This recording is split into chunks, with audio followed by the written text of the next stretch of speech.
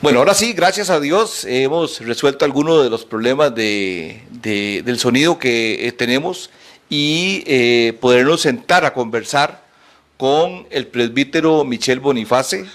Es un hombre sumamente preparado, según la hoja de vida que me han mandado, teólogo, filósofo, políglota, en fin, una gran preparación que tenerlo aquí, padre. Muchas gracias, buenas noches. Muchísimas gracias.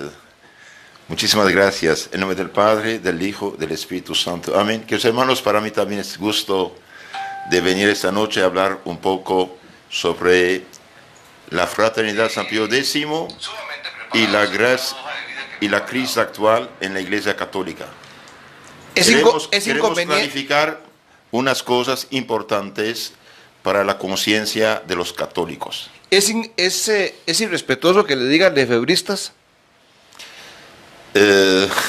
Si lefebrista quiere decir como franciscano, dominicano, salesiano, está bien, pero si es lefebrista, como dicen hoy, peyorativo, es injusto, porque Monseñor Lefebvre no inventó nada, es un obispo de la Iglesia Católica que hizo siempre su trabajo.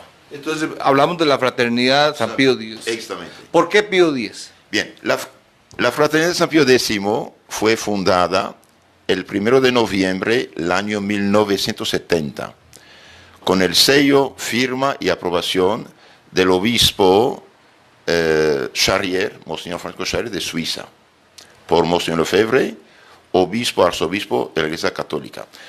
Si quiere, voy a hablar un poquito quién es Monseñor Lefebvre, para que quede claro. Monseñor Lefebvre viene de una familia totalmente católica, muy católica, de padres santos, numerosa, que dio 5 vocaciones a la Iglesia Católica. 3 monjas y 2 sacerdotes. Monseñor Lefebvre y su hermano. Después de haber hecho sus estudios en Roma, excelentes estudios, Monseñor Lefebvre con 2 doctorados fue ordenado sacerdote en 1929. Regresa a su país, Francia, queda durante un año vicario en una parroquia, y su hermano misionero en África le pide ayuda. Dije, mire, vengan aquí, hay mucho que hacer, en Francia había muchísimos sacerdotes, y Monseñor Lefebvre, con el permiso de su obispo, entra como religioso en la Congregación del Espíritu Santo, destinada a evangelizar los países africanos especialmente. Queda 30 años en África, como profesor de seminario, director de seminario, obispo, arzobispo, y finalmente el Papa Pío XII lo nombra delegado apostólico para 18 países. Mire, una vida muy, muy grande y muy eficaz el servicio de la Iglesia. Aquí lo vemos, no sé si se ve esto, el Papa Pío XII lo nombró delegado apostólico para 18 países africanos. E hizo maravillas. Donde quiera que haya actualmente una iglesia, un convento, un monasterio, una congregación, Monseñor Lefebvre puso las primeras piedras. El año 62 regresa en Francia a su país, y ahí tenía que ser cardenal. Pero como desde la Segunda Guerra Mundial los obispos habían sido nombrados del lado liberal, no lo querían como cardenal. Entonces nombraron obispo de una ciudad llamada Tulle, y en Tulle, Monseñor Lefebvre en 6 meses levantó la diócesis. Pero mientras su congregación lo escogió superior general de 5.300 misioneros de su congregación del Espíritu Santo. Y también el Papa lo nombró, debido a sus títulos anteriores en África, miembro de la Comisión Preparatoria del Concilio Vaticano II y asesor al trono pontificio. Cuando se da la ordenación en Ecón... Espera, todavía no estamos en Ecón, estamos en el 62. Durante el concilio, Monseñor Lefebvre... Concilio Vaticano II, claro, que es ahí donde tienen ustedes la piedra en el zapato. No tenemos ninguna piedra, nosotros somos católicos, seguimos todos los concilios de 2000 años, por lo tanto la Iglesia no empezó con Vaticano II, eso es una paréntesis. Monseñor Lefebvre durante el concilio asistió a la comisión preparatoria, conoció los documentos, analizó todo, eso era un príncipe de la Iglesia, tenía la confianza total del Papa Pío XII. Durante el concilio, él mismo dice el concilio no se hizo como debe hacerse. ¿En qué sentido? En el sentido que todo lo que Cardenal Ottaviani, nombrado por el Papa para preparar el concilio, todo lo que el Cardenal Ottaviani, apoyándose en los consejos y sugerencias de todos los obispos del mundo, todo lo que se preparó fue prácticamente echado a la basura. El único esquema preparado, que aceptaron durante el concilio, al inicio del concilio, fue el esquema de la liturgia preparado por la tendencia liberal modernista. Y todo lo que Cardenal Ottaviani había preparado fue prácticamente eliminado, y los obispos de la Alemania, Francia, Bélgica, etcétera, los liberales, lo que llamamos la Alianza Europea, vino con otras ideas y con sus teólogos. Y por desgracia, desde el primer día del concilio, el Papa Juan XXIII descalificó a los obispos clarividentes y totalmente católicos, diciendo: yo estoy en total desacuerdo con los, como Jeremías, que anuncian calamidades. Dijo el Papa. Dijo el Papa. ¿Y quiénes eran los que anunciaban calamidades? Eran los obispos, los teólogos, los sacerdotes realmente católicos, conscientes de un cierto peligro. ¿Por qué? Porque todo lo que actualmente hace sufrir la Iglesia Católica, todo lo que hace daño a los pueblos católicos, todo lo que hace morir la Iglesia Católica, bien son ideas que durante casi 100 años o más fueron condenados por los papas. Tengo aquí este libro del profesor historiador italiano Roberto Di Mattei, historiador actual, que dice: Vaticano II, una historia a reescribir. Tiene más de 500 páginas. Y bien, todo lo que hoy en la liturgia, en la Biblia, en la Sagrada Escritura, en la filosofía, en la arquitectura, en todo lo que se hace hoy en la Iglesia Católica, tiene su origen en teorías de unos teólogos dudosos, no ortodoxos en la fe católica y condenados por los papas anteriores. Entonces hoy nos hacen pasar esas ideas de esos teólogos condenados durante años y décadas por los papas, puesto que lograron penetrar mediante el concilio en la Iglesia Católica, hoy los hacen pasar por doctrina católica. ¿Dos ejemplos de esas ideas que usted dice? Dos ejemplos de estas ideas que estoy diciendo. Por ejemplo, lo de la Iglesia. Siempre la Iglesia Católica dijo: la Iglesia de Cristo es la Iglesia Católica. Cristo fundó una sola iglesia. Esta iglesia es la Iglesia Católica, la iglesia de 2000 años. Y bien las sectas, los pobres cristianos separados, o víctimas de unos que causaron la separación, no son iglesias verdaderas. Y estos pobres cristianos están en peligro de perderse debido que están en iglesias humanas, fundadas por hombres, aunque tengan cosas cristianas. ¿Y en qué ha fallado la iglesia ahí? Y bien, un pastor protestante llamado Schmidt dijo: no digan la Iglesia de Cristo es la Iglesia Católica, digan la Iglesia de Cristo subsiste en la Católica. Entonces, ¿qué subsiste en la Católica? Significa que todas las sectas actuales son iglesia o elemento de iglesia o comunidades cristianas, pero la Iglesia de Cristo sí subsiste en su núcleo en la Iglesia Católica, pero también las demás hacen parte de un cierto modo. Pero sí hubo un documento hace unos 14 años, Domino Jesus, que restablecía esa situación. Lo clarificó un poquito. De hecho, ahí el cardenal Ratzinger decía: la fe católica está en peligro. La fe católica está en peligro por teorías relativistas, etc. ¿Otro caso de error?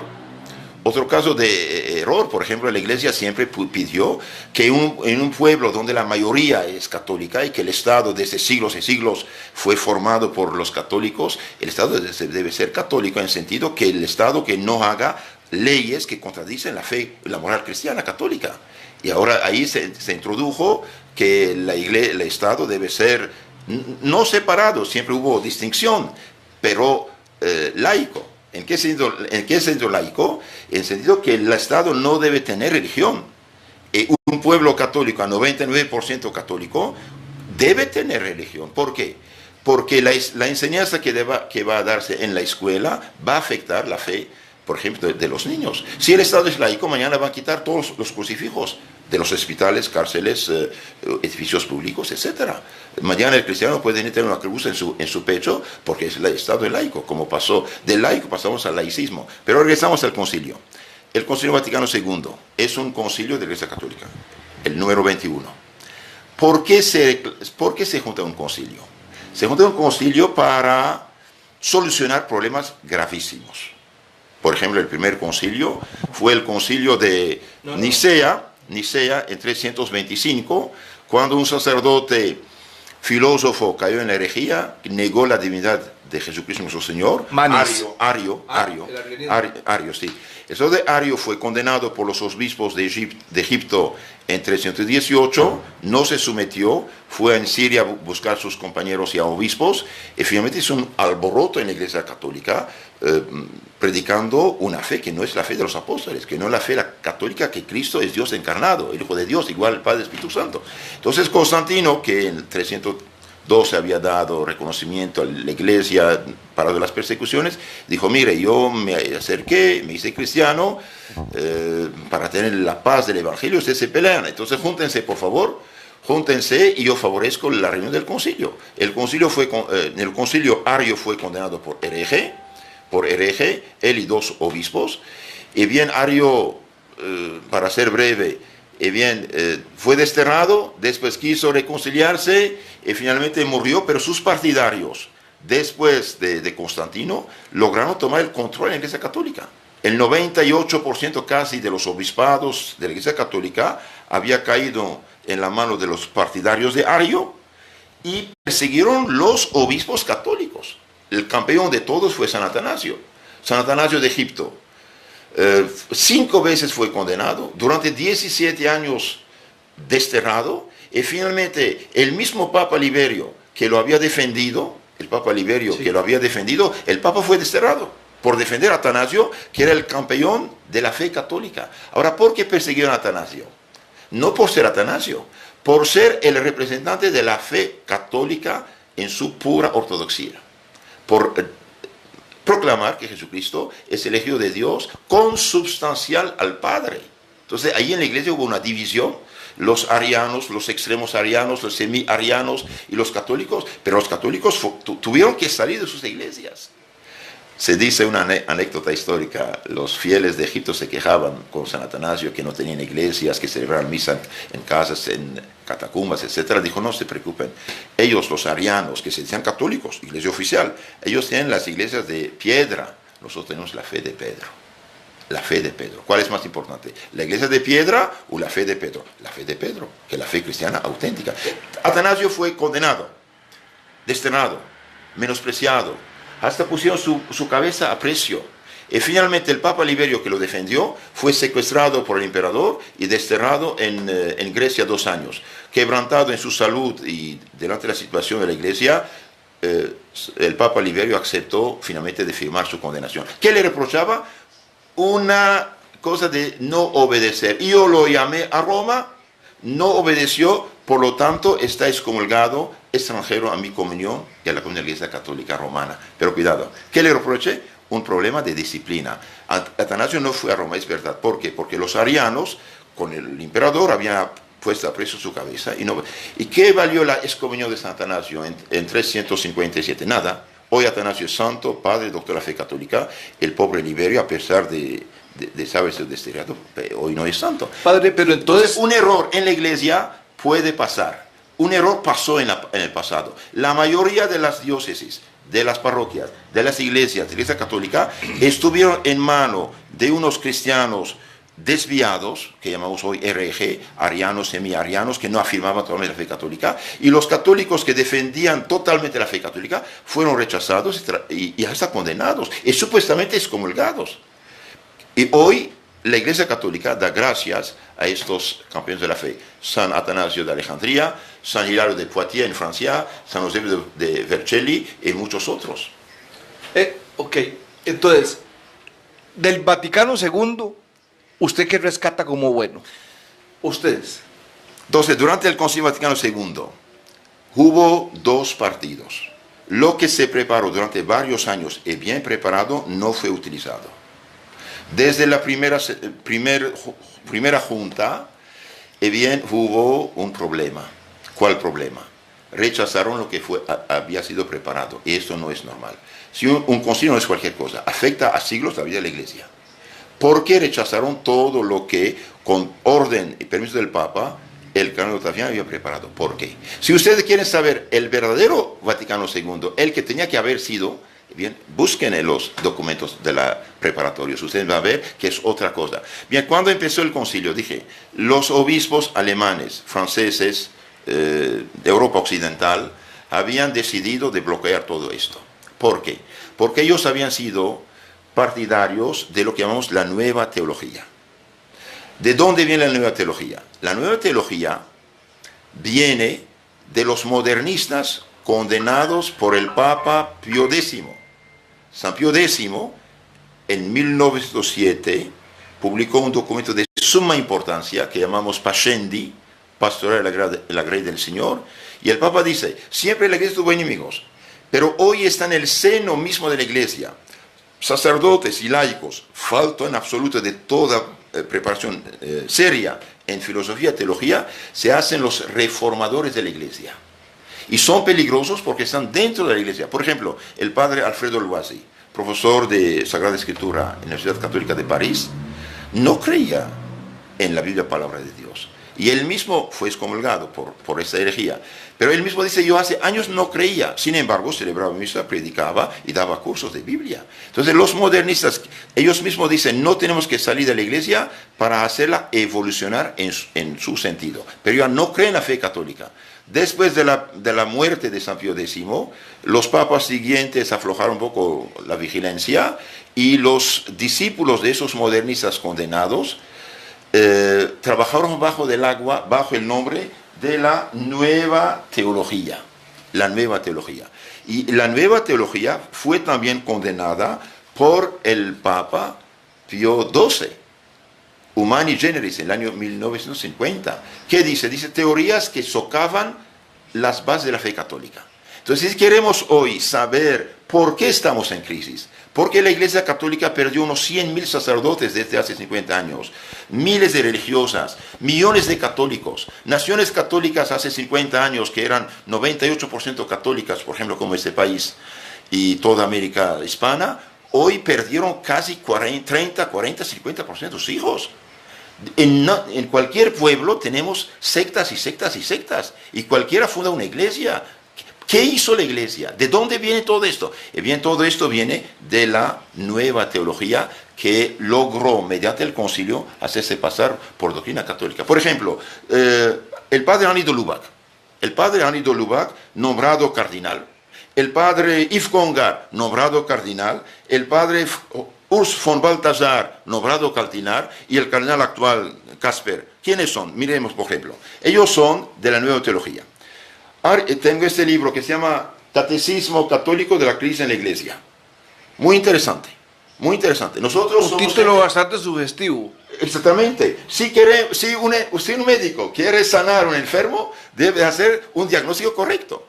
Mientras no se hace el diagnóstico correcto, no se puede sanar al enfermo. Yo he visto obispos, visto arzobispos, visto sacerdotes. Digo, Padre, Monseñor, le suplico, en nombre de Jesucristo, con toda humildad, acepten la posibilidad de otro diagnóstico para solucionar esta decadencia de la Iglesia Católica. Y esta inmoralidad también, los pobres católicos están hundidos en los problemas morales también. ¿Cuántos pobres católicos que quisieron hacer bien las cosas, se casaron por la Iglesia, hoy están divorciados? ¿Por qué? Porque no han recibido la formación adecuada. Pero regreso. Entonces, los problemas que tenemos actualmente en la Iglesia tienen historia. Los sacerdotes, obispos, cardinales que toman el Concilio Vaticano II como punto de partida, año cero de la Iglesia, están equivocados. De hecho, en su tiempo el cardenal dijo, no, eso no es serio. La Iglesia Católica tiene 2000 años. Y un católico debe aceptar todos los concilios de la Iglesia Católica. Son 21, no solamente uno. Hicieron un concilio pastoral. Nada fue dogmático. Proclamado dogmáticamente. No hay nada. Y después, como decía el cardenal Ratzinger, lo hicieron el superdogma. Esto no vale. ¿Quiénes son los padres del Concilio Vaticano II? Henri de Lubac, Yves Congar, Urs von Balthasar también Walter, ponemos. Bien, ¿quién es Henri de Lubac? Dice, Henri de Lubac, que murió en 91, es el principal cabecilla francés de lo que se ha denominado la nueva teología. Y hoy en los seminarios y universidades católicas esto se estudia. Y esto es lo que fragiliza la Iglesia Católica. Esta retomó, tras la Segunda Guerra Mundial, las orientaciones del modernismo, condenado por San Pío X. ¿Cuál es su problema? Confusión de lo natural con lo sobrenatural y el evolucionismo doctrinal. Para ellos el dogma, la fe, cambia, evoluciona y cambiando. Evolución homogénea, sí, un niño crece, homogéneo, es el mismo ser, pero crece. Pero si evolucionismo que llega a contradecir lo que antes se decía, eso no es católico. La Iglesia Católica acepta el evolucionismo homogéneo del dogma, conocer mejor, pero no contradecir. Entonces, ¿cuál es el problema de la nueva teología? Confusión de lo natural con lo divino, es gravísimo esto. Y dos, evolucionismo doctrinal, etc. Pero de forma más hábil que los modernistas del tiempo de San Pío X. Por ejemplo, el padre jesuita Teilhard de Chardin, que murió en 55, decía de Santo Agustín, no me habléis de ese hombre nefasto, lo ha estropeado todo al introducir lo sobrenatural. Chardin decía eso, San Agustín. No, Teilhard de Chardin, un jesuita francés, sí, claro. Falso, de hecho, evolucionista, y hasta hizo trampas en sus trabajos de evolucionismo, etc. Trabajo de campo con las flores. Sí, no, él era más bien del evolucionismo, en China hizo trabajos, etc. Pero Teilhard de Chardin es el autor más leído en las logias masónicas. ¿Por qué? Porque precisamente elimina lo sobrenatural. Bien, entonces Teilhard de Chardin decía, no me habléis de este hombre nefasto, Santo Agustín, porque ha introducido lo sobrenatural. Y la religión cristiana es sobrenatural. O sea, él llamaba nefasto San Agustín. Sí, Teilhard de Chardin nombra nefasto Santo Agustín. Qué lástima.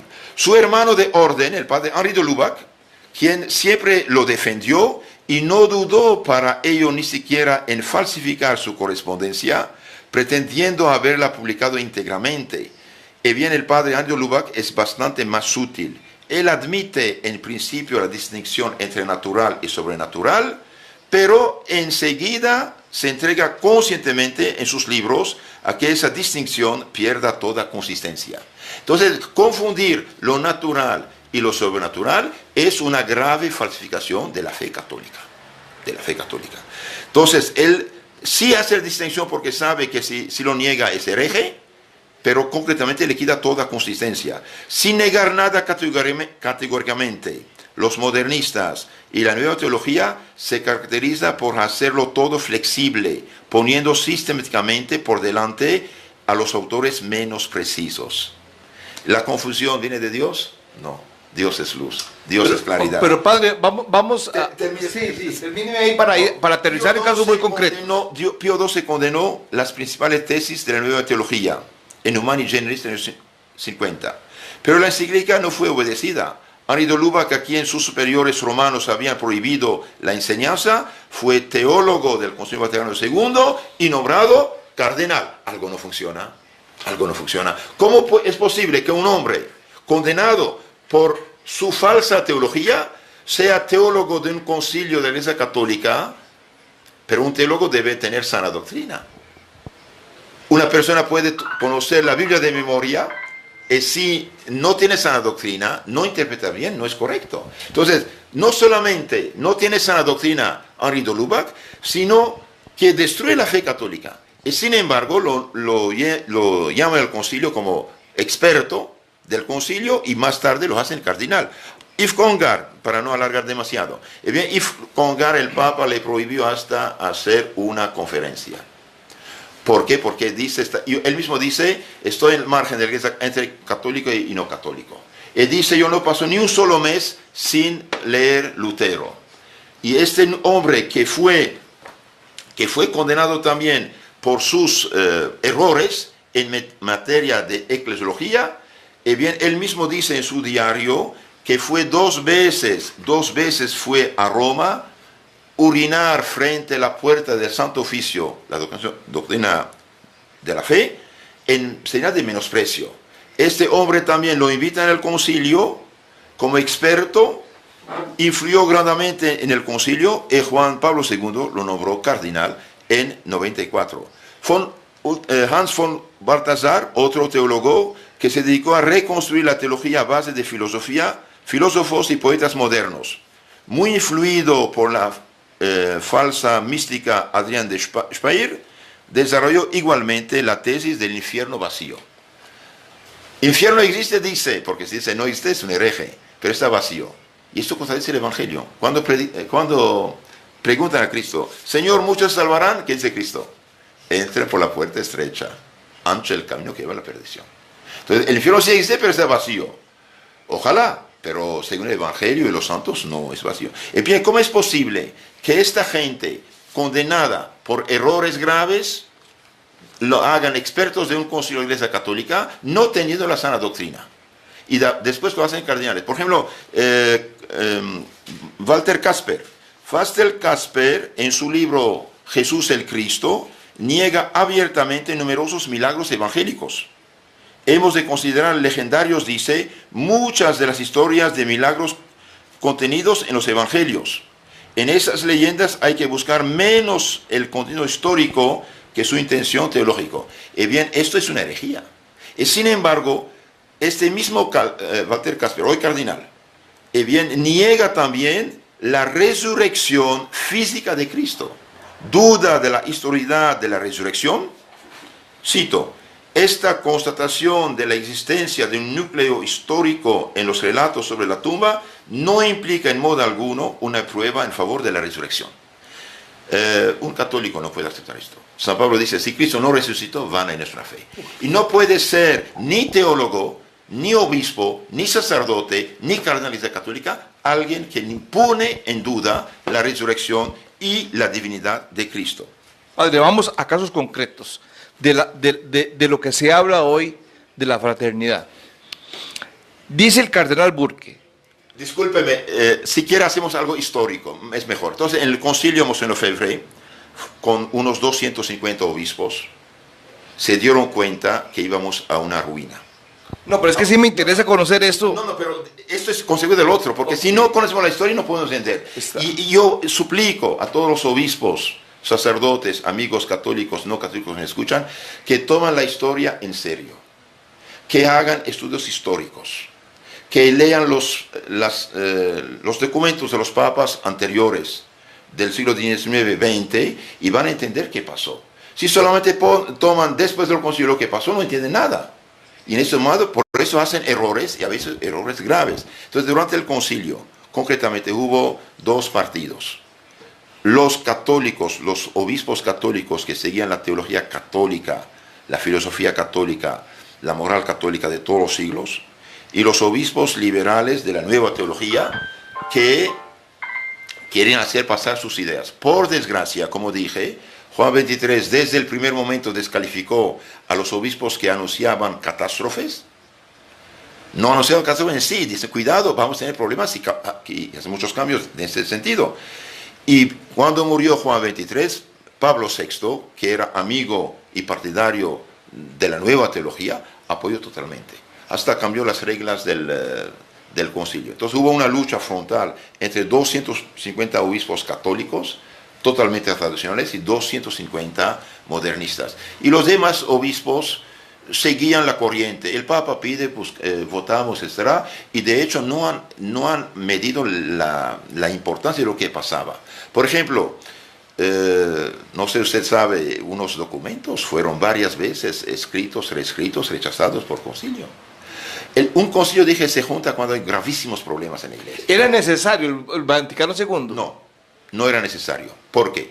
Porque los papas, cuando en 1870 se interrumpió bruscamente el Concilio Vaticano I, no se pudo terminar por la invasión de Roma por Garibaldi.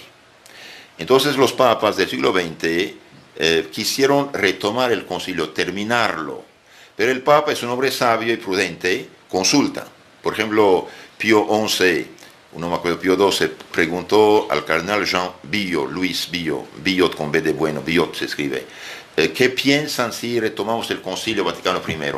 Dijo, no, Santo Padre, porque las fuerzas hoy que ya no tienen fe católica son tan fuertes, pueden aprovechar del concilio, como pasó durante la Revolución Francesa, pueden aprovechar para desquiciar la Iglesia de su causa. Y el Papa dijo, ¿quién soy yo para provocar una tal crisis en la Iglesia? Los papas sí querían, pensaban en el concilio, pero dijeron, el peligro es grande. Por eso los papas del siglo XX escribieron muchos documentos, encíclicas, para solucionar los problemas que había. ¿Ustedes algún momento han desconocido a algún papa después de Pío XII? Jamás. La fraternidad reconoce a todos los papas, desde San Pedro hasta Papa Francisco. Pero si hacen diferencias, por ejemplo, de Pío XII para atrás, y luego Pablo VI, Juan XXIII, Pablo... El Papa es Papa, que sea Pedro, Pablo, Juan, no importa, el Papa es Papa, como un padre de familia. Pero los últimos papas, hace falta reconocer que son partidarios de la nueva teología, la cual teología intoxica la vida de la Iglesia Católica, la doctrina católica. Entonces, en el concilio hubo dos partidos, dije, frontalmente pelearon, pero como el Papa apoyó el partido liberal, entonces en este caso, por desgracia, los obispos sí votaron. Pero muchos de los documentos del concilio, fíjese, son buenos. ¿Por qué? Porque hay diferentes redactores. Porque los obispos pedían correcciones de los documentos, redactados por estos teólogos de la nueva teología, ambiguos. Entonces, hay documentos excelentes. ¿Por qué? Porque los obispos pedían de corregir, rectificar. Y hay otros documentos que son ambiguos. Por ejemplo, un obispo, pienso, holandés, dijo, escribimos actualmente los documentos del concilio con un lenguaje liberal moderado. Después del concilio vamos a sacar las consecuencias extremas. Otro caso, por ejemplo, cuando unos 20 obispos pedían discutir un tema, tenía que discutirse el tema. Bien, unas 500 firmas de obispos pidieron discusión sobre el comunismo. El comunismo del siglo XX fue la catástrofe del siglo. Mató más de 70 millones de cristianos y otros, etc. Bien, no pasó la petición. La regla era, hay 20 firmas, tiene que discutir el tema. 500 firmas y no pasó. Después se quejaron. Disculpen, se olvidó en un cajón. No, señor. Había un acuerdo entre Juan XXIII y Moscú, el Kremlin, de no discutir el comunismo. Con esta condición, los obispos ortodoxos pudieron asistir como observadores. Estamos conversando con el padre Michel Boniface. Él es representante de la Fraternidad San Pío X. Estamos hablando sobre de esto mucho que se conversa hoy y se vive en las comunidades cristiano-católicas del país. Obviamente ellos tienen una visión particular de la fe católica que en algunas cosas comulga con lo general y en otras no. Padre, ¿ustedes son cismáticos? ¿Ustedes quieren dividir la iglesia? ¿Ustedes rompen con el orden de la iglesia? No me insulté. No, yo pregunto, yo no insulto, pregunto. ¿Qué es un cismático? Es alguien que desconoce la autoridad de la Iglesia Católica y del Papa. La Fraternidad San Pío X nunca jamás desconoció esta autoridad. Y cuando ordenaron obispos en Ecón... Espere, usted se está quemando etapas. Regresamos al concilio si quiere, para que sea claro. Entonces, durante el concilio, Monseñor Lefebvre fue el representante, el presidente de la ala conservadora, dirían hoy, de la ala católica frente a la nueva teología. Bien. Terminado el concilio, los que lograron hacer pasar sus ideas con ambigüedades dijeron, la mayoría de los obispos son tradicionales, son católicos, no van a aceptar lo que queremos hacer. Entonces inventaron dos cosas que nunca habían existido en la Iglesia Católica. Uno, los obispos de 75 años tienen que renunciar. Nunca había existido esto. Es como dijeron un hombre de 75 años, tiene que ya renunciar a su matrimonio. No, señor, esa es la muerte. Dos, los cardenales de 80 años no pueden votar, no es normal. Y todas las congregaciones religiosas deben hacer un capítulo extraordinario de ayornamiento, de adaptación al día. Bien, entonces esto pasó. ¿Cuál era? El cardenal Ratzinger, en su libro Informe sobre la Fe, dice, en los años 70-80 el criterio para que alguien fuera obispo era que fuera abierto. Pero eran tan abiertos que no había ningún filtro. Por eso nombraron cualquiera de ideas raras como obispo, y estos obispos de los años 70, 80, 90 permitieron todo lo que actualmente da vergüenza a la Iglesia Católica. Desde las guerras civiles que conocimos aquí hasta las cosas inmorales. Esto tiene consecuencia de estos cambios. Monseñor Lefebvre en el año 68 hizo el capítulo general de su congregación, siendo superior general. Fue ver al Santo Padre Pío, el santo de las estigmatas, ¿no? Fue ver ese Santo Padre Pío. El Padre Pío fue verlo, y bien, le pidió consejos y regresó a Roma para pedir, para hacer el capítulo. Vemos aquí Padre Pío besando el anillo pastoral de Monseñor Lefebvre como arzobispo. Bien, no sé si se ve, ¿no? Sí, sí, claro. Muy bien. Claro. Entonces, Monseñor Lefebvre presentó un plan de reforma. Una reforma en la Iglesia Católica debe tener mayor amor de Dios, mayor cumplimiento de los mandamientos, mayor caridad, mayor disciplina, una vida realmente conforme al Evangelio. Entonces, él presentó un plan de reforma, de mejorar la congregación. El plan fue rechazado. Fue al Vaticano a consultar, dijeron, vete de vacaciones a América del Norte y déjalo trabajar. Entonces tomó su pluma, renunció Monseñor Lefebvre a su cargo de superior general de la Congregación del Espíritu Santo. Todavía le quedaban 6 años. Quedó 2 años en el Vaticano como asesor de la Congregación para África, donde estuvo 30 años. Y después, ¿qué hizo? Unos seminaristas que estaban en peligro de perder su vocación, le pidieron ayuda. Él los mandó con Cardenal Siri, que hacía bien. Después mandó otros con otro padre. Y los últimos los mandó en Suiza, en la Facultad de Teología Católica de Friburgo, que hacía bien las cosas. Y de vez en cuando, como obispo, visitaba a esos seminaristas para apoyarlos en su vocación. Porque un obispo tiene interés que la iglesia tenga sacerdotes. Si no hay sacerdotes, no hay iglesia. La iglesia católica es sacramental y sacerdotal. Entonces, los seminaristas dijeron, Monseñor, queremos que usted se ocupe de nosotros.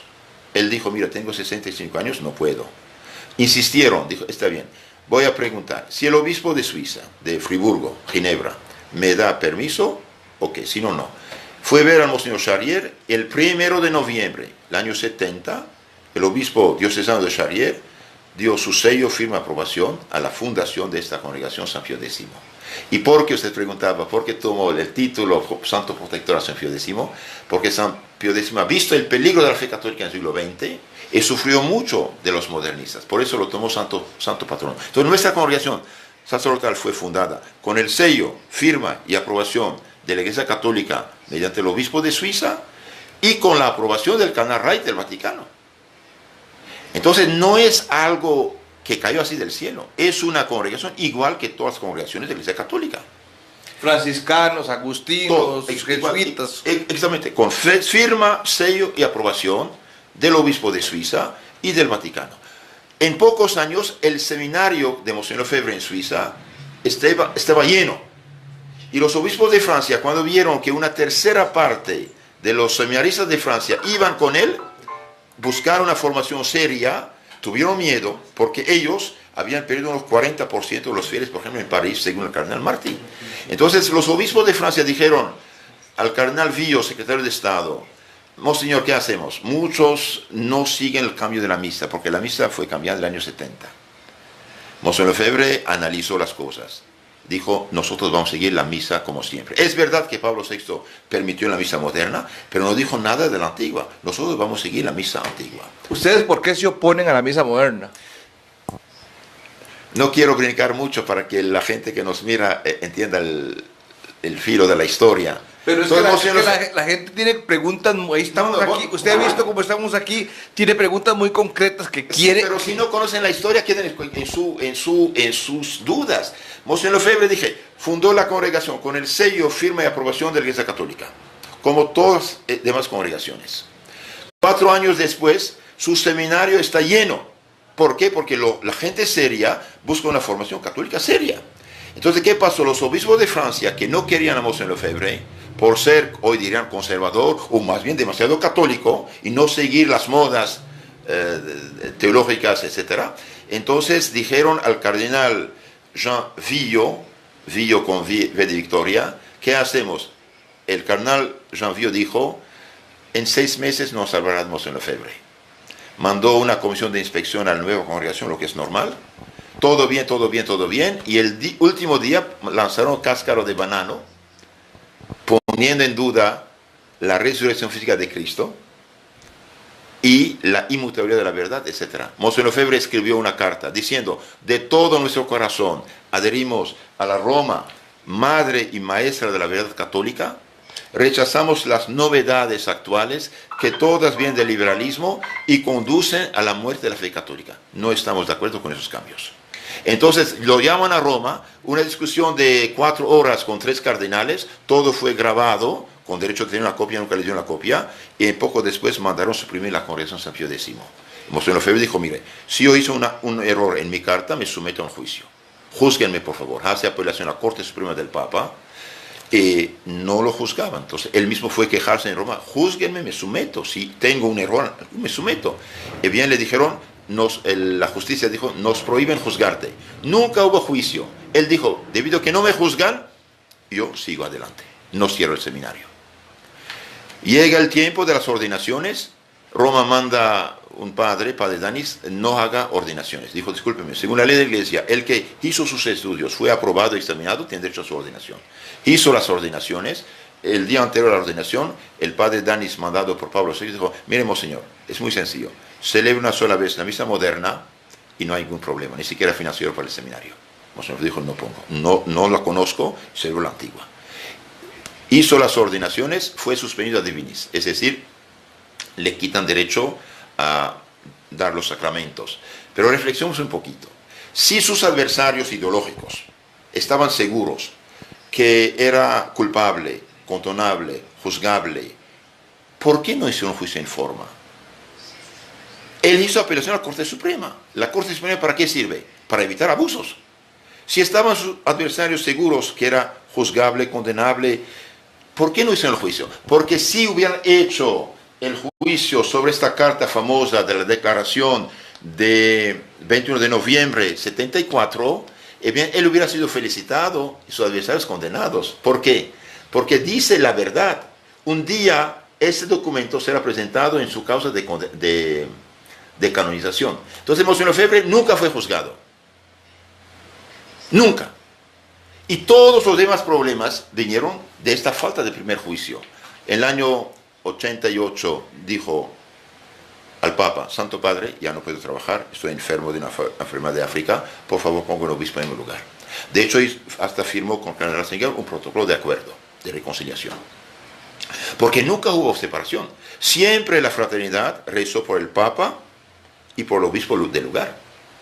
Y yo rezo cada día por el Papa Francisco y por el obispo del lugar, en la misa. No tengo otro Papa. El Papa actual es el Papa. Entonces, Monseñor Lefebvre nunca fue juzgado. El Papa dijo a Monseñor Lefebvre, está bien, haga un obispo. Monseñor Lefebvre presentó la terna, es decir, 3 biografías de sacerdote para que escogiera quién va a ser obispo, y nunca llegó la respuesta.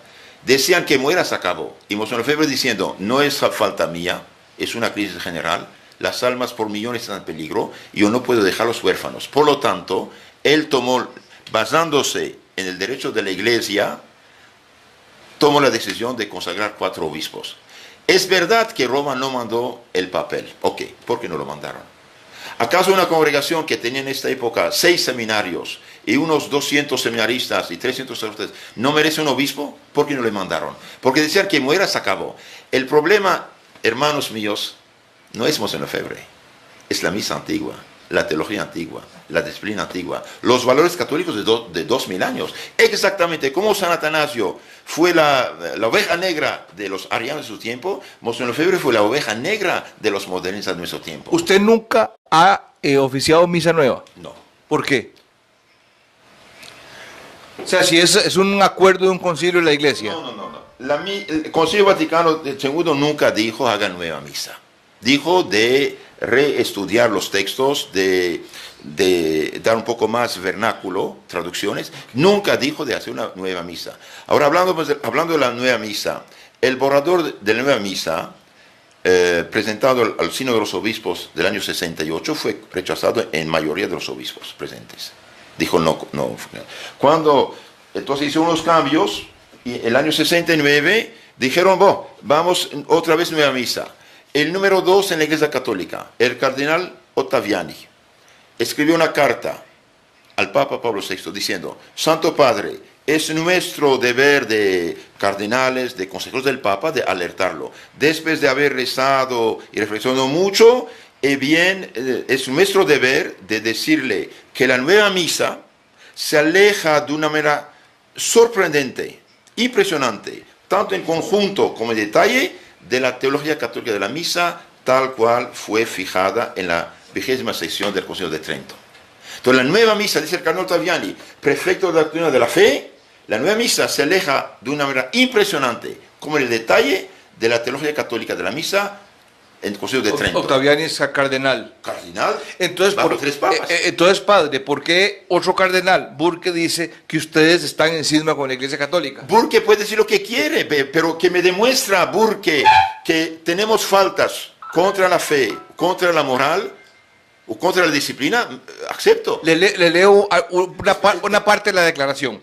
Al ser preguntado sobre si es lícito asistir y recibir la comunión en una misa celebrada por sacerdotes lefebristas, el cardenal respondió que, abro comillas, pese a los distintos argumentos referentes a este asunto, el hecho en cuestión es que la Sociedad Sacerdotal San Pío X está en cisma desde que el fallecido arzobispo Marcel Lefebvre ordenó a 4 obispos sin mandato del romano pontífice. Discúlpeme, es una opinión de un cardinal. Que me demuestre, con todo el respeto que le tengo de hecho, que me demuestre que por millones las almas no están en peligro de perdición eterna, le doy razón. Que demuestre que todas estas críticas, calumnias, condenaciones fueran justas como son Lefebvre, le concedo. Y la prueba que no es verdad, porque el Papa Benedicto el 21 de enero de 2009 mandó anular La excomunión. con todos sus efectos, cuidado, la excomunión ipso facto. Supongamos usted lleva un moribundo al hospital, quema 5 semáforos rojos. La policía no puede quitarte tu licencia. ¿Por qué? Porque eres ambulancia. Monseñor Lefebvre dijo, yo no me separo de la Iglesia Católica, no me separo del Papa. En una crisis excepcional de la fe, doy a los católicos los medios de sobrevivir en su fe. Hermano mío, hacer un obispo no es, sin el permiso del Papa, no es un dogma de fe. Hasta el año 1000, que yo sepa, los obispos hacían otros obispos. Para evitar abusos del Papa concentró todo en su mano esto. Hacer un obispo, de esto hasta el año 1948, cuando un obispo hacía sin permiso de Roma un obispo, no estaba excomulgado. La excomunión lo puso Pío XII para proteger la Iglesia Católica en China, cuando Mao Zedong quiso tomar la Iglesia China bajo su mando. Entonces, Monseñor Lefebvre pidió permiso de hacer los obispos. Le dijeron que sí, y nunca llegó la carta. ¿Por qué? Porque esperaron que muriera. Y eso no funciona. Ahora, esta excomunión es ipso facto. Dije, usted lleva un moribundo al hospital. Ok. Pasas varios semáforos rojos, es verdad. Pero usted es bombero, es ambulancia. No pueden quitarse la licencia de conducir. Monseñor Lefebvre hizo obispos, pero dijo, yo me apoyo en el derecho de la Iglesia. ¿Qué dice el derecho de la Iglesia? La ley suprema en la Iglesia Católica es la salvación de las almas. Sí o no, hoy por millones las almas se pierden. Sí o no, perdimos unos 100.000 sacerdotes, más de 100.000 monjas, millones de católicos, naciones católicas, como dije hace rato, a 98%, 95% católicas, hoy perdieron hasta 30, 40, 50% de sus hijos. ¿Qué está pasando? ¿Qué están haciendo los obispos? ¿Qué están haciendo los sacerdotes? Nosotros vamos a los principios. La Iglesia está al servicio de Cristo, de la salvación de las almas. No es solamente un sistema jurídico. La ley de la Iglesia está al servicio de la salvación de las almas. Las almas se pierden, tenemos que ayudarlas. Bernard Fellay, Sí, Bernard Fellay, sí. Es su superior, Sí, superior general. exactamente. Él dice en una entrevista que ustedes rezan y hacen penitencia para que el Papa tenga la fuerza de proclamar íntegramente la fe y la moral. Exacto. ¿Lo ha dejado de hacer? La Frate Pío X dice, ¿El Papa ha dejado de hacer eso? espere. Por ejemplo, estas ambigüedades. Por ejemplo, Pablo VI, durante varios años no dejó claro lo de la contracepción artificial.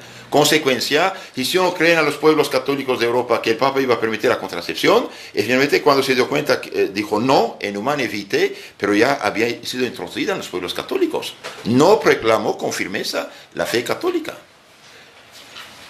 La Fraternidad San Pío X, le digo, no es una iglesia nueva, no es una secta, es una congregación de la Iglesia Católica, una rama de la Iglesia Católica, y dice, no basta con esta muerte de las almas y de la fe. Seguimos lo que... Miren, Si todo lo que los papas durante siglos y siglos hicieron no vale, ¿por qué debe valer lo que se hace hoy? Los papas durante siglos y siglos afirmaron unas cosas, hoy dicen el contrario. Por ejemplo, siempre se dijo fuera de la Iglesia Católica no hay salvación. Y hoy, ¿qué es? Es el mismo Dios, todos los hermanos, no hay problema. ¿Cómo no hay problema? Hay gravísimos problemas. La Iglesia Católica hoy, sí o no, está en decaída. Sí. ¿Pierde sí o no millones de sus hijos? Sí. Sus sacerdotes, muchos problemas. ¿Por qué? Pero el Papa Benedicto reconoció, debido a la mala formación de los sacerdotes, a esos casos inmorales, que deshonan la Iglesia Pero Católica. padre, también hay que tomar en cuenta de que no es lícito hacer una comparación, por ejemplo, de los años 1600 o 1700, porque de 1000 sabían leer 4. La gente era inculta, la gente no tenía... No tanto. No sabían leer, escribir, no tenían información, era muy verticalizado el poder de la iglesia versus una sociedad como hoy, en que todos estamos informados, en que todos nos comunicamos, en que el internet ha revolucionado el mundo. O sea, no podemos hacer un análisis equitativo de eso, padre. Miren, vuelvo a insistir. La Fraternidad San Pío X, fundada con el sello, firma y aprobación de la Iglesia Católica, nunca fue juzgada ni condenada en un tribunal. Cuando Monseñor Lefebvre pidió un juicio a la Corte Suprema, el juicio no tuvo lugar. No, pero yo me refiero... Todo viene de ahí, todo viene de ahí. Ahora, Monseñor Lefebvre sí hizo 4 obispos, es verdad. Pero el Papa, justo e injusto, dejemos de lado, el Papa Benedicto XVI, el 24 de marzo 2017, mandó anular con todos sus efectos esta condenación. Disculpe, estoy con este documento. Lo de la excomunión de los obispos fue anulada el 21 de enero 2009. ¿Sí? El Papa, después, en el 7 del 7 de 2007, ¿qué dijo el Papa Benedicto? La misa católica tradicional nunca fue abrogada, siempre fue autorizada. A nosotros nos atacaron durante 37 años casi, de rebeldes, de malos, esto, aquello, por celebrar esta misa católica, que nunca fue abrogada y siempre autorizada. Y dice el Papa, en su Summorum Pontificum, dice en motu propio, el documento importante, dice, para dicha celebración, siguiendo uno u otro misal, el sacerdote no necesita permiso alguno, ni de la sede apostólica, ni de su ordinario. Entonces, todo sacerdote tiene el derecho, por permiso del Papa, de celebrar la misa tradicional. Pero en unas declaraciones del Papa Francisco, él dice que les ha autorizado a ustedes, por ejemplo, los matrimonios y la confesión, el sacramento de reconciliación. Exacto. No habla de la misa. No, aquí es el Papa Benedicto. Pero hablo del Papa Francisco. Espere, un Papa que declaró, decidió una cosa, el Papa siguiente no va a volver a hacer todo. Esto de la misa es magisterio de la Iglesia, es doctrina de la Iglesia. El Papa Benedicto dice, con motu propio, documento del Papa, esto es vigente, no fue anulado. Papa Benedicto dice, la misa tradicional nunca fue abrogada, prohibida, siempre autorizada, y todo sacerdote puede celebrarla sin pedir permiso, ni al Vaticano, ni al obispo del lugar. Esto de la misa. Ahora, de las confesiones, a nosotros nos reprochaban que debido a nuestra situación, ellos nos pusieron esa situación, de hecho. Ellos nos pusieron en esa situación, porque hemos pedido un juicio en forma, nunca tuvo lugar. Y después nos atacan de trabajar, nos impiden trabajar, quieren que la tradición muera, sea sepultada. No se puede. Lo que viene de Dios no va a morir. Una señal de algo que viene de Dios, que a pesar de todas las persecuciones, sobrevive. Una pregunta. De las misas que ustedes hacen en las casas, Sí.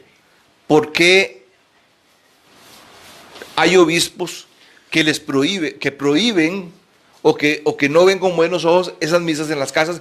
¿Y a dónde está el signo mayor de ruptura donde ustedes no pueden ir a los templos? Esta noche yo pido oficialmente a todos los hermanos sacerdotes, a todos los obispos, que nos abran las parroquias, las iglesias, las capillas, vamos a celebrar ahí. Si no nos dejan celebrar en las iglesias que nuestros padres en la fe han construido, necesitamos celebrar en las catacumbas. ¿Qué hacemos? Y yo pido aquí a todos los obispos, a los sacerdotes hermanos, que nos abran las puertas.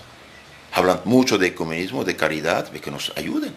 Y yo pido que nos dejen celebrar la misa. Pero si no me dejan celebrar la misa en la en la capilla o en la parroquia, entonces tengo que celebrar donde pueda.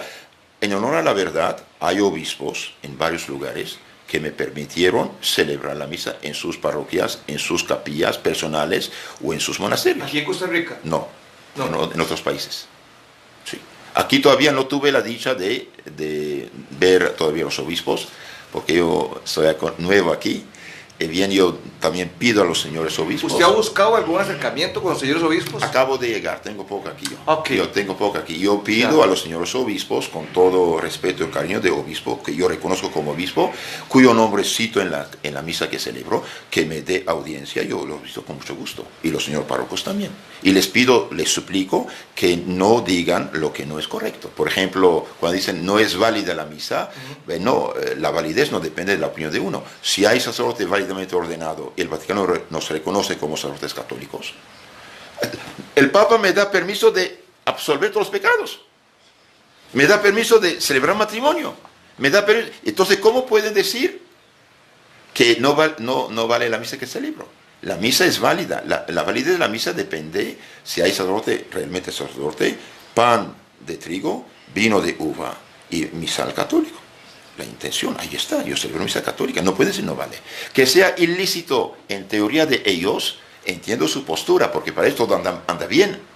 Nosotros decimos no anda bien toda la iglesia. Y debido a que todo no anda bien en la iglesia, ayudamos a los fieles que pidan. Mire, ¿cuántos fieles van a misa actual y salen enojados, tristes, escandalizados? Ya no aguantan. ¿Por qué no ponen remedio a todo esto?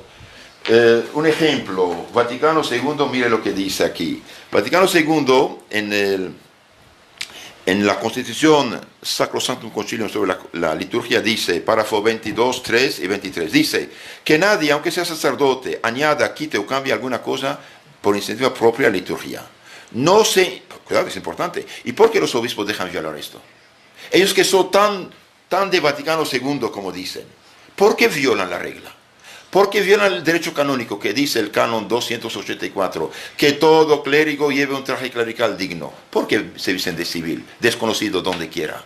Vaticano II dice que nadie, aunque sea sacerdote, añada, quite o cambie cosa alguna por iniciativa propia en la liturgia.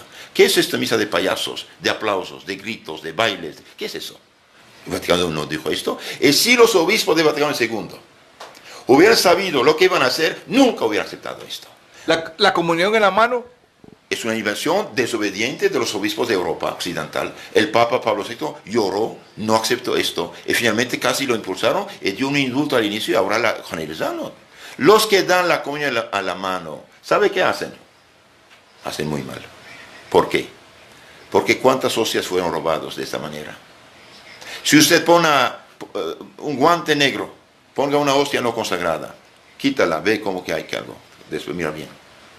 Hay hostias robadas por los satanistas para hacer ritos sagrados. Por culpa de eso. Es falta de respeto. Como toda gota de agua es agua, bien toda partícula de hostia es Cristo.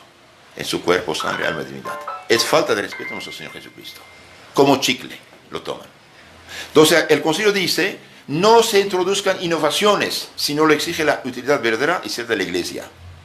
Y solo después de haber tenido la precaución de que las nuevas formas se desarrollan, por así decirlo, orgánicamente a partir de las ya existentes. Bien, esto no fue aplicado, esto fue violado.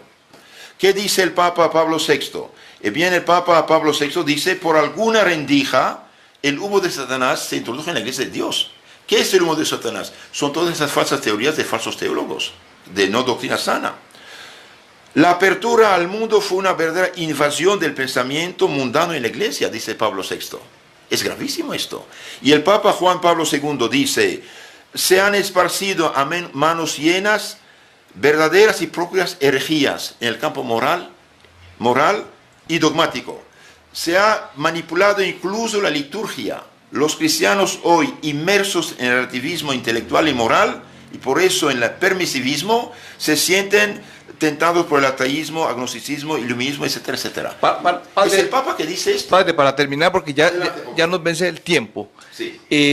Yo comentaba con un sacerdote y yo le decía que a mí me sorprende muchísimo, me asusta, algunos no digo que ustedes, pero digamos, hay muchas facciones católicas que dicen que el actual Papa es el anticristo, que ha profanado el templo de Dios.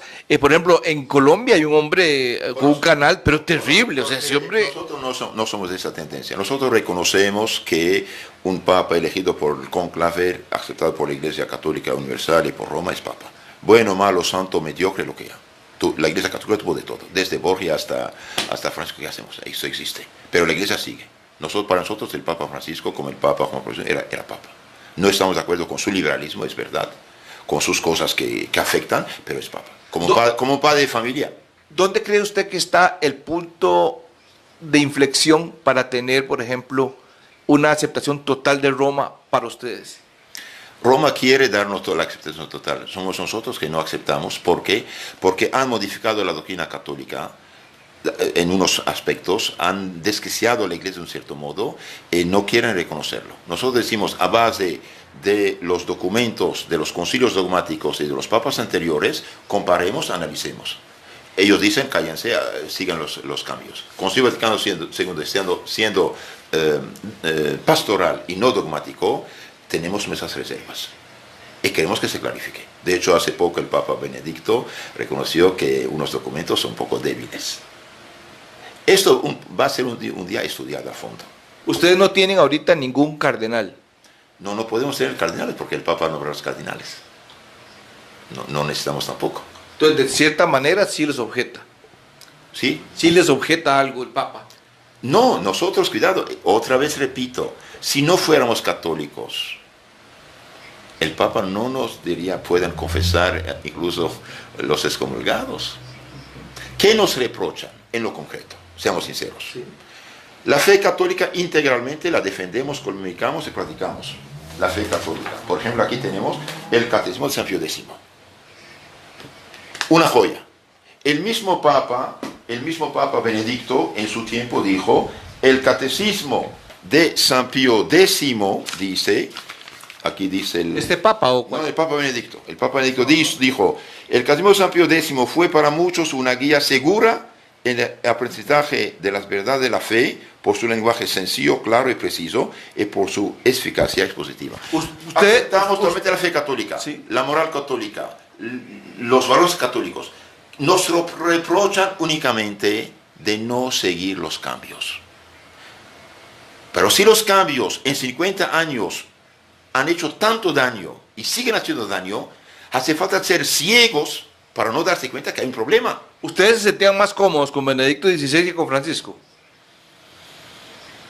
De un cierto modo, sí, porque Benedicto al menos es un teólogo, conoce más la Iglesia y lo que hemos perdido. Él reconoce, de hecho Benedicto dice en su libro Mi vida, estoy seguro que los cambios litúrgicos nos hicieron mucho daño, muchísimo daño.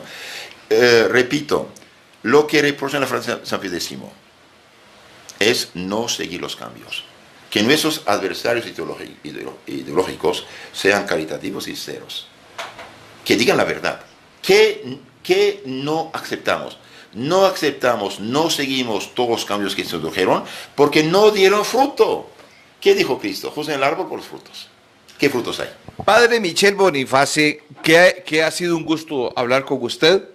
Le confieso de que pues he disfrutado mucho de la conversación porque todos estos temas me apasionan muchísimo y pues he tenido la responsabilidad ante ustedes que nos ven y nos escuchan todos los lunes y los jueves, pues de presentar otra cara de la moneda que también existe.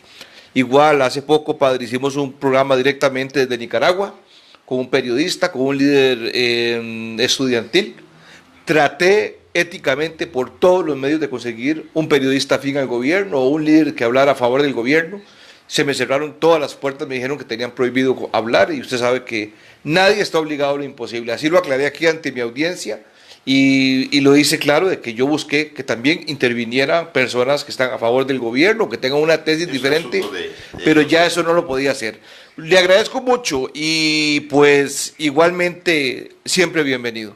Muchísimas gracias. Quiero otra vez lanzar pedir, suplicar a los obispos y a los sacerdotes que nos abran las puertas, al menos que conozcan cara a cara y que nos escuchen, y no solamente porque han leído o escuchado. Nosotros estamos listos a dar nuestra vida por la fe católica, por la Iglesia Católica. Somos católicos apostólicos romanos, no estamos en unas reformas cuya origen no es católica. Por ejemplo, la nueva misa se fabricó con la ayuda de 6 pastores protestantes. Jean Guiton, filósofo francés, amigo de Pablo VI, dijo: el Papa dio orden de eliminar del misal católico todo lo que no agrada a los protestantes. Y el primer sacerdote que celebró misa cara al pueblo del vernáculo sobre la mesa fue Martín Lutero. Si usted busca en YouTube culto Santa Cena anglicana, luterana o calvinista, es mejor dicha que la misa moderna. Las oraciones también son diferentes, no hemos hablado de esto. Por ejemplo, en la misa tradicional, el Padre en el ofertorio dice: recibe Dios Padre esta inmaculada hostia por mis pecados, ofensas, negligencias, necesidades. También por todos los fieles aquí presentes y por todos los fieles cristianos vivos y difuntos para salvación eterna. Esta oración desapareció por completo de la misa moderna. ¿Y Lutero qué decía? Bien, Lutero decía esta abominación que se llama ofertorio. Hay problema. Hay problema gravísimo.